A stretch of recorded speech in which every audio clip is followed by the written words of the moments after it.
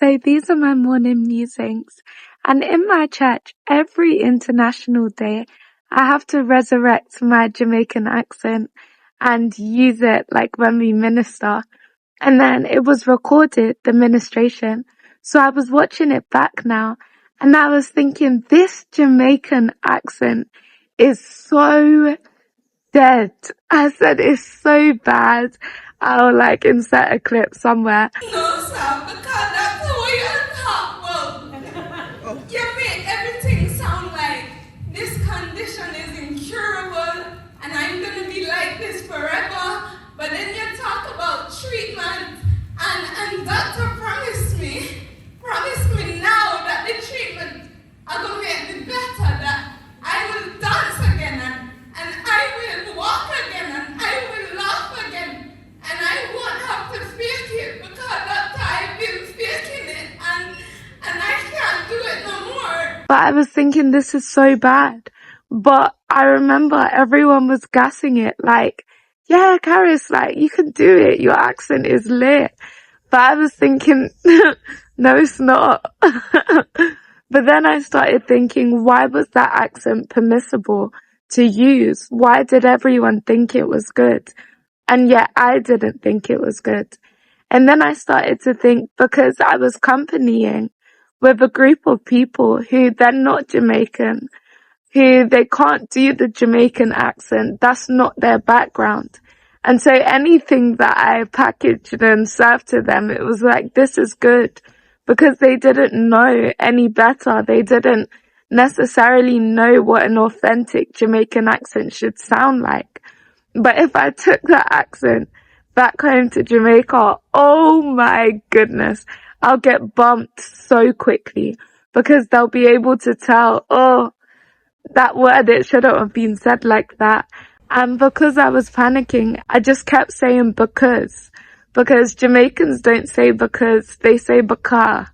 So if I said, "Mina like it baka," you see it? So that's what I just kept saying. But if I took that to Jamaica, they would clock instantly. This girl, like, maybe she's from Jamaica, but she hasn't been born and raised here. And so I started to think that as a Christian, when you company with unbelievers, your conduct and your semi-unbeliever ways become permissible, because you're around people who they don't necessarily know any better.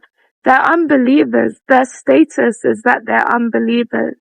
And so when you as a Christian conduct yourself in a way that isn't really Christian, but isn't really that bad, it almost seems like, no, bro, you're good.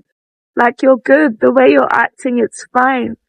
But there's a place where the bar won't be lifted, where that conduct is not permissible, just because in the group that you're surrounded by is acceptable there. And I was thinking as well, that's why the Bible says to compare ourselves isn't wise. And I used to always read it in the sense that to compare yourself because you'll feel really bad about yourself if you compare yourself to someone who you perceive as doing better than you. But it also works in the flip side, that if you compare yourself to someone who you think isn't quite reaching your standard or isn't doing as well as you perceive yourself to be doing, then you feel good that, yeah, I'm a Christian who, I don't drink, I don't smoke, but I do a bunch of other stuff. But because my unbeliever friends, they drink and they smoke and they do a bunch of other stuff, so I'm good because I don't do those things. But the standard is Christ. And so if you measure yourself against Christ, you'll see that I'm never cutting it. My conduct is never what it should be. And so I just thought, wow. Let me take you back to the beginning. As long as my soul is bitter, blessed are the pure in heart.